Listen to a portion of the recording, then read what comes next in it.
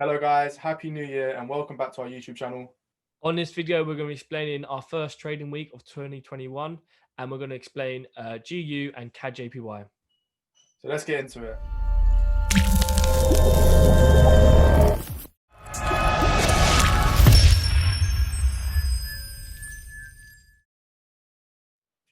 Okay guys, so to start with, I'm going to be talking about GBPUSD, a trade that we took this week.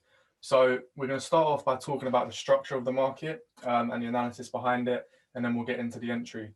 So as you can see with this market structure, we were forming a rising wedge, as you can see visually represented by these two trend lines above here. And what does a rising wedge tell us? Well, it tells us that the buying momentum is slowing down, ready for a potential reversal within the market. So as you can see, we had the 1, we had the 2, and we had the 3 touch at the top of the trend line here. So what else did we have that kind of gave us the confluence that buying momentum was running out? Well, we also implemented the Elliott wave theory. As you can see down here, we had the 1, 2, 3, 4, 5 Elliott wave theory. So this is just another confluence to add to show that buying momentum is potentially running out, ready for a reversal within the market and ready for sellers to actually step in and drive the market down. So that was our initial signs up here where we started to predict the reversal. This was confirmed by this impulse away from this trend line, breaking out of this rising wedge. So this was our impulse away, giving us our structure shift. So that was when we started to actually look for our selling positions. So this impulse away gave us a nice lower low. And what we was then looking for was a lower high to actually enter the market. So I'll drop down to the 1 hour so you can see it a little bit more in detail. So as you can see, nice bearish impulsive move. Look at these candles, big bearish candles. So sellers clearly have stepped into the market down here. And then we're starting to correct back to make a lower high in bullish corrective market structure. So what we're expecting to happen is we've had the impulse, we've seen the correction, and we're looking for the continuation to the downside. Now, where we entered was explained in our premium group. It's also broken down our exact entries in our course. So if you want to learn actually how we entered the market, just head over to there and it will tell you everything that we do to actually enter the market, our exact entry points.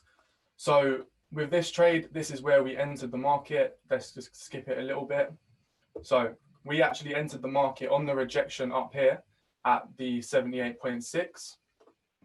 Our exact entry was 1.36650. If I just type this in, 1.36650. Our stop loss was above the high up here, something like that, with our take profit down here at support. We actually made like a 1 to 3, let's say 650 stop loss. We made a 1 to 3. So the reason we didn't target further than this support level down here. So why did we take our profits at this level? So our minimum risk reward is always a 1 to 3. So as you can see, this level down here is being used as support. So if we can catch our minimum risk reward to this level, we're not going to be greedy and try to target more, trying to get a 1 to 4, 1 to 5. If we can secure our profits 1 to 3 at this level, then we're going to do so. And it's an important aspect of trading is not being greedy and just securing your profits when you can. So let's actually see how this trade planned out. So as you can see, we did hit take profit to the T basically within a few hours. And then as you can see, once we did actually hit take profit, you can see price actually started to reverse on us. Now, this just goes to show why taking profits when you can at your minimum risk reward at sensitive areas is very key, because as you can see, if we was to target lower here, once price reached here and started to pull back, that's when we would have actually regretted not taking our profits and probably ended up getting out with 1% or less within the market. So it just goes to show that this level is being used as support. Now, a lot of you might be thinking, well, how do we know that you got in at this level up here? Obviously, it looks too good to be true. Well, we're going to pin in this video right now the actual exact signal that was sent into our signal group, and also other results from our premium group members as well, because not only did we take this, but people who we actually teach in our premium group also took the exact same trade. So we'll pin their their results in here as well. So if you guys want to get involved in the premium group or buy the course, you'll be able to learn how to take entries like this and actually learn the reasoning behind the entry and what we exactly look for. So yeah, so this is basically GBPUSD, a trade that we took this week, broken down, that we managed to bank 3% on. Right, guys, I'm going to be explaining CADJPY, a losing trade we took this week. And we're just going to talk about how we managed it. And yeah, just a 1% loss. The 1% loss, it happens in forex, and it's about adapting and accepting it. Because if you can't accept it, you're going to really struggle in this industry. So accepting your losses and embrace them helps you become a better forex trader. So let's get into it, and let's try and find that position where we did take this losing trade, and yeah, talk through it. So as you can see, CADJPY in the weekly chart, we're in this nice bearish market structure, respecting a trend line. You can see all the different type of market structure where we had the Elliott wave 1, 2, 3, 4, 5. We can see our resistance and we can see our counter trend line. This is just all screaming bearish market structure. If we come down here to where our entry was, we can see we have this nice level of resistance across here as well, where the weekly formed this evening start of this level, rejecting the trend line. So on the weekly, it's screaming lots of bearish potential here. So when we zoom in on the smaller time frames, we're going to try and pinpoint this selling opportunity. So then when we jump on the daily, this comes a lot clearer as well. We're looking at this type of price action here when we're coming into this resistance level and that trend line. This is what we're looking for. So as you can see, we have this outer trend line and inner trend line coming into this resistance where we was in bullish market structure. And as you can see, we had this impulsive move to the downside, which was the evening star on the weekly. That impulsive move broke our inner and outer trend line. Once again, that's our confirmation that the bears were stepping into the market, and we tried to look for that correction back to look for that sell.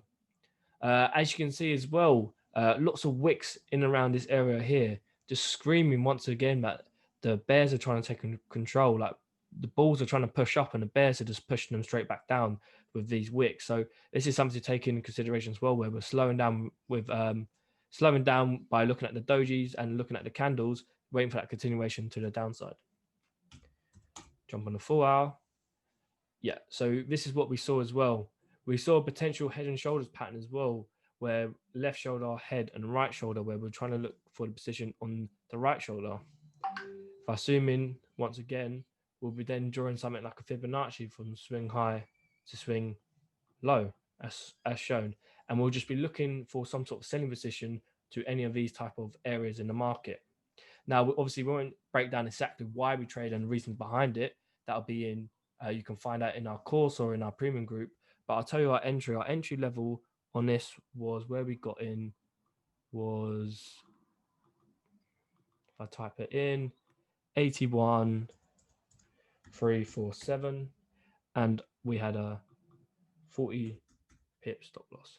Take profit once again, minimum risk reward down to the bottom of a 1 to 3 shown there.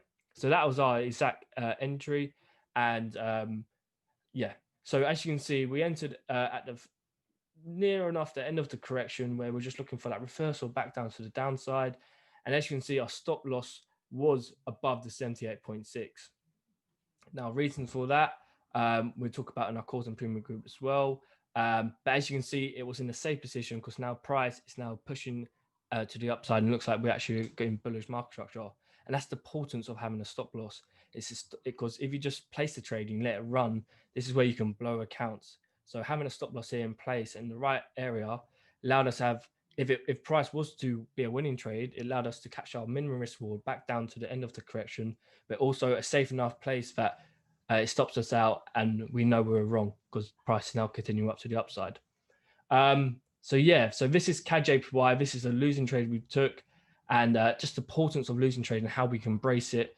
And it happens in every trading strategy, and we just got to adapt to it. We've got to get used to it, and we just got to embrace it. So yes, this is CADJPY, a losing trade.